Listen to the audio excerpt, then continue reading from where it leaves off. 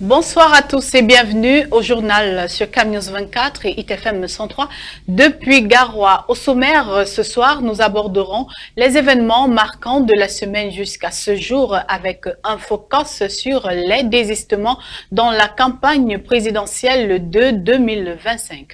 La campagne électorale pour la présidentielle de 2025 débute avec des désistements notables, notamment ceux de Akeremouna et Ateki 400 qui soutiennent Bello Bouba Megari. Le désistement d'Akeremouna suscite une controverse. Également, ce focus portera sur l'accueil triomphal pour Paul Biya. À moins de 2 semaines des élections, le président candidat Paul Biya a été chaleureusement accueilli au Palais de l'Unité qui a été transformé en un lieu de célébration pour soutenir leur champion. Des précisions dans ce journal.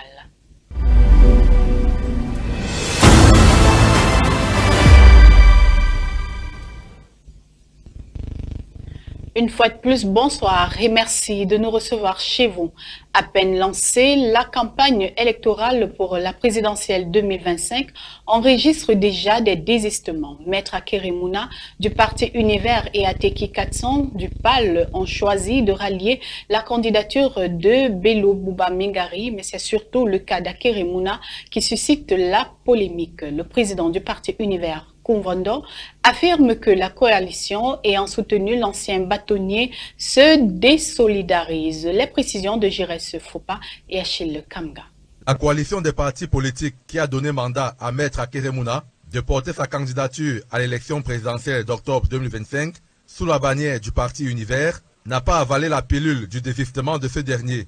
L'Union des populations du Cameroun, UPC, le parti essentiellement unifié pour la liberté d'expression, le peuple, le Cameroun nouveau, LCN, et le parti Univers qui forment cette coalition, dénoncent une rupture unilatérale d'une convention passée entre les deux protagonistes. Toute chose qui engagerait la responsabilité juridique du candidat, écrit la coalition dans son communiqué, avant de regretter que ce désistement constitue une violation d'un engagement sur l'honneur.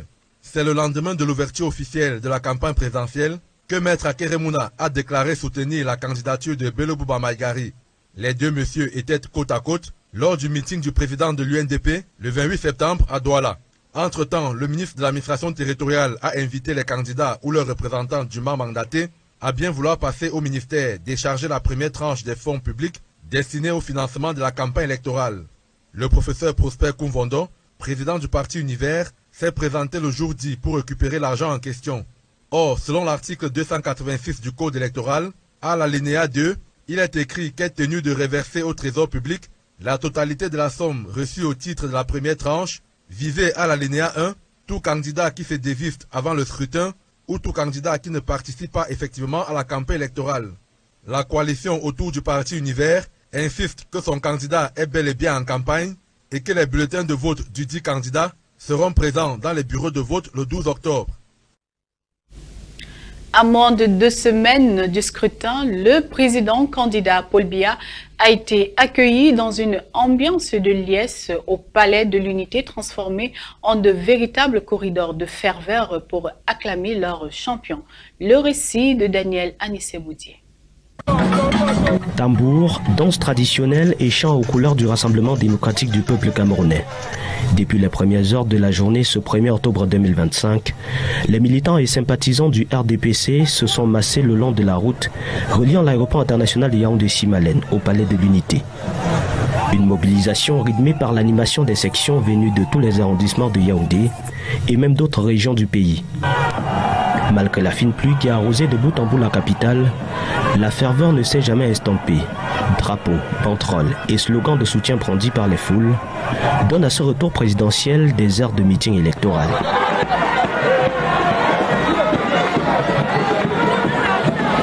Nous sommes là pour la mobilisation. Nous sommes là pour notre grand champion, pour témoigner le travail, la paix, la grandeur dans la tête.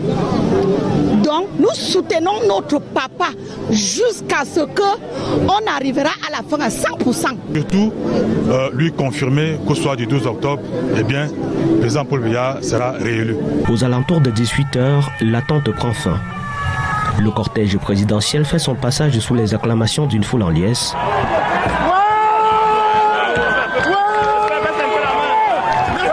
travers la portière de son véhicule, Paul Biya, candidat du RDPC à la présidentielle du 12 octobre, adresse un salut à ses partisans.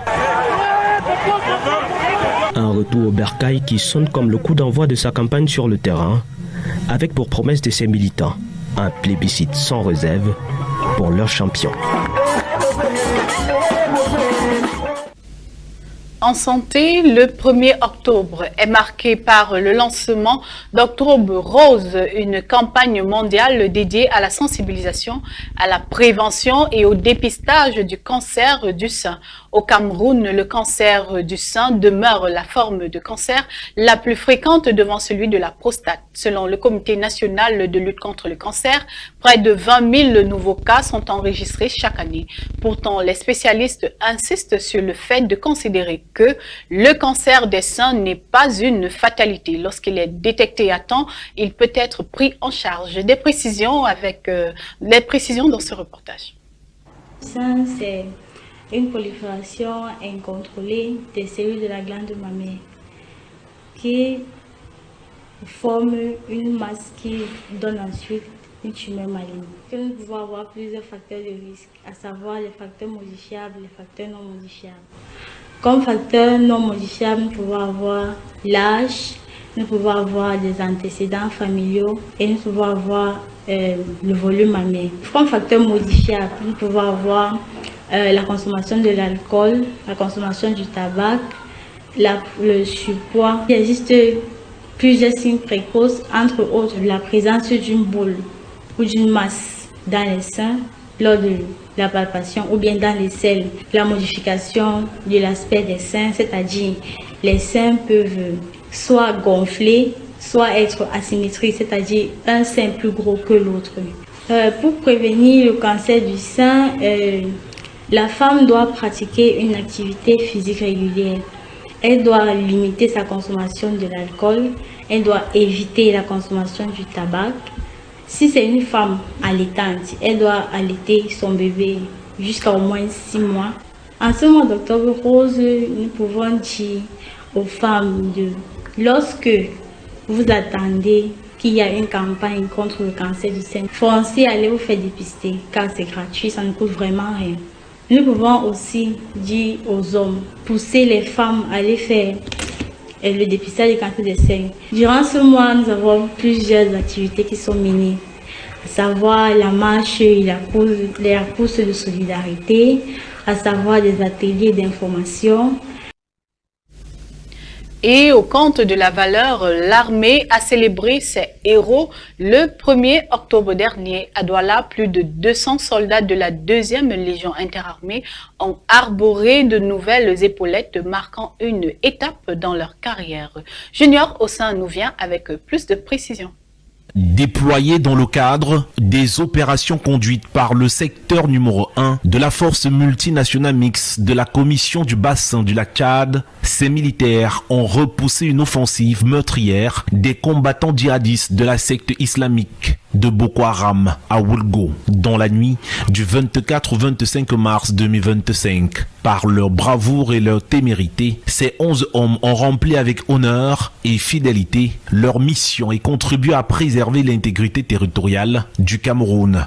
D'où cette remise de la médaille de la vaillance par le général de brigade commandant la 2e région militaire interarmée en présence du représentant du gouverneur de la région du littoral. Le président de la République et en vertu des pouvoirs qui nous sont conférés, nous vous décernons la médaille de la vaillance en reconnaissance de vos actes de bravoure accomplis dans le cadre de la lutte acharnée contre les terroristes de Boko Haram. Ce 1er octobre 2025, ici au camp de la valeur, est également marqué par le port des galons par 210 militaires de rang et 22 sous-officiers. C'est un grand pas pour nous. On les promet de continuer à travailler. Nous ne pouvons que être contents et davantage remercier nos commandements. Nous remercions notre chef d'État, bien évidemment, pour tous les biens qu'il nous fait. Merci la haute hiérarchie pour la confiance et le travail. Ils sont ainsi promus au grade de sergent, sergent-chef, adjudant, adjudant-chef et adjudant-chef major. La cérémonie s'est achevée par une parade militaire. Hors de nos frontières, en République démocratique du Congo, l'ancien président Joseph Kabila a été condamné à mort par la haute cour de Kinshasa pour trahison et crime de guerre en raison de son implication présumée avec le groupe rebelle M23 dans l'est du pays. Suivant le reportage de Josiane Ngok. L'ancien président de la République démocratique du Congo, Joseph Kabila, a été condamné à mort par la haute cour militaire de Kinshasa pour plusieurs chefs d'accusation graves, malgré son absence au procès. La décision a été rendue le 30 septembre 2025 suite aux réquisitions du lieutenant général Jean-René Likwalia. Joseph Kabila est retenu coupable de trahison, crime contre l'humanité, homicide, viol, torture et occupation par la force d'une partie de l'Est de la RDC. Il a également été reconnu coupable de complicité avec le groupe armé M23 soutenu par le Rwanda.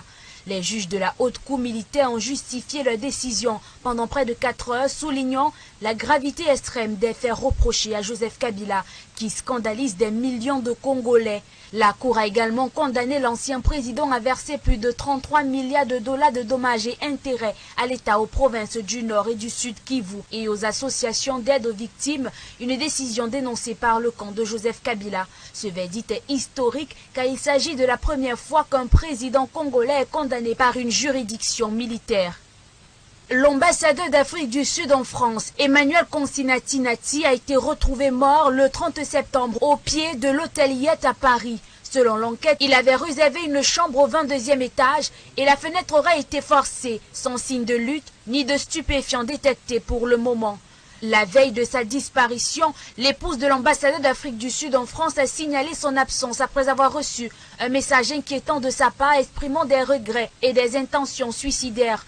Son téléphone a été localisé près du bois de Boulogne dans l'après-midi. Actuellement, la mort de l'ambassadeur est traitée comme un suicide présumé, mais la police judiciaire parisienne a ouvert une enquête pour clarifier les circonstances de son décès. Cosinati, 58 ans, ambassadeur d'Afrique du Sud en France depuis février 2024, a occupé divers postes ministériels dans son pays avant sa nomination diplomatique, notamment dans les secteurs de la police, de la culture et des sports.